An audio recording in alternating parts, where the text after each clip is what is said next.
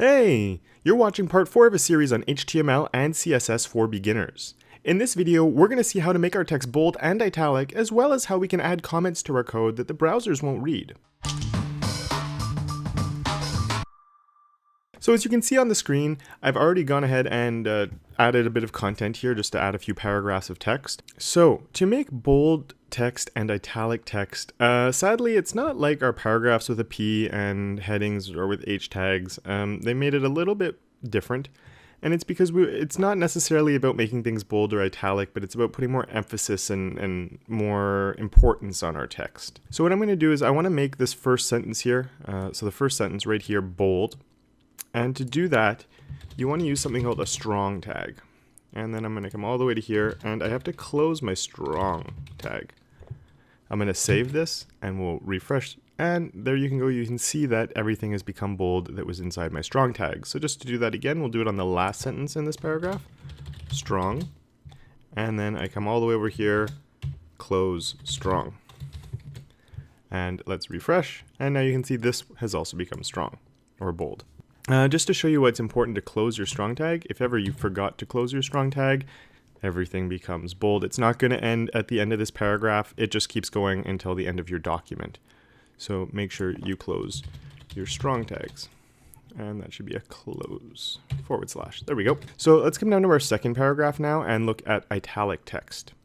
So just like the strong tag, we're making our text stronger, putting, it's bigger, it's more important. Italic text, the whole idea behind italic is we put emphasis on our text. So what we use for that is an EM tag, and that stands for emphasis. So let's just do this whole first sentence, close EM, save that, and refresh. And we can see here that it's become italic. Let me just zoom in a bit on the screen. So we can see our text has become italic there. Now, we're just learning HTML and CSS, so maybe you'd look at this later and go, oh man, I forget what the EM stands for. So let's look at doing an HTML comment. So I'm just going to come up here in this empty space here, and I'm going to put in a triangle bracket, exclamation mark, hyphen, hyphen. And you can see everything after that now is becoming gray, and this is an HTML comment. Hyphen, hyphen, close triangle bracket. And what that's doing is it's closing my comment. So it's not like a regular thing. We have to tell it that it's a comment. So it's not just with my greater than and less than symbols or my triangle brackets. It's using, this is telling it that it's the start of a comment, and this is telling it it's the end of a comment. And if I save my document and I refresh, we won't see any differences here. The comments are just notes to yourself or other people who are reading your code. So what you could do is you could say in here, EM stands for emphasis. This makes my text italic. And up here, we could put in another one.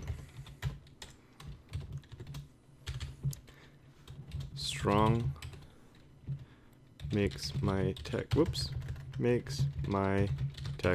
bold. And there we go. Thing that's important, we want to put a space here and here. It will still work if you do that, but it's possible you run into some issues depending on what symbols you have at the end.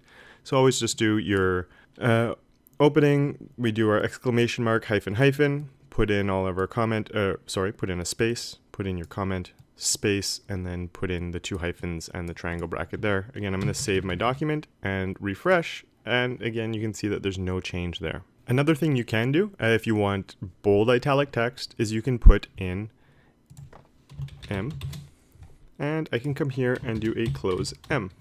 Save that and refresh, and you can see that it becomes bold italic.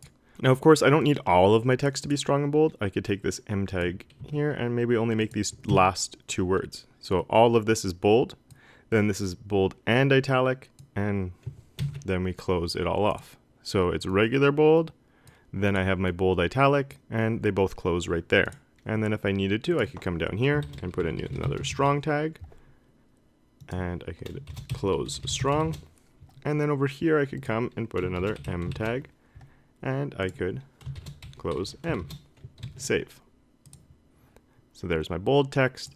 Over here is my next italic text, and so on and so forth. Just as a quick side note, if you're looking online for some tutorials and stuff, you might see something called a B tag. Close B, and let's do this next word here, I, and I'll close my I over here. I'll save that, and you'll notice that it's actually working. So this word here is right there, it's bold, and this here is my italic text here. B and I are obviously much faster to write and easier to do.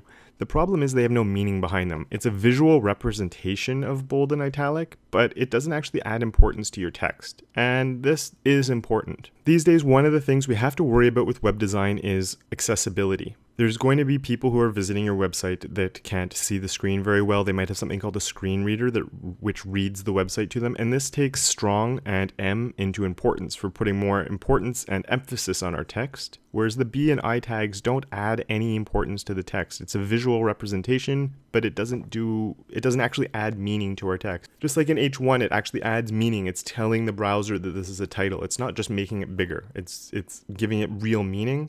The strong and the M tags give things real meaning. Let's add another little comment here, just as a reminder to yourself.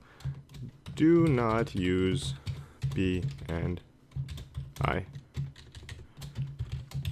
They're not what we want to be using. So they're actually used for a few other things now, for little hacks that you might find, and you might see those later on as you explore web development a bit more. But for the most part, we just pretend they don't exist. Strong M, that's the right way to go. So thanks so much for watching up until now. I really hope you liked this video. If you have any comments, any questions, leave them down below in the comment section. And next video, we're going to be looking at links. We're actually going to add some interactivity to our site by linking to other pages, and that should be a lot of fun. I look forward to seeing you there.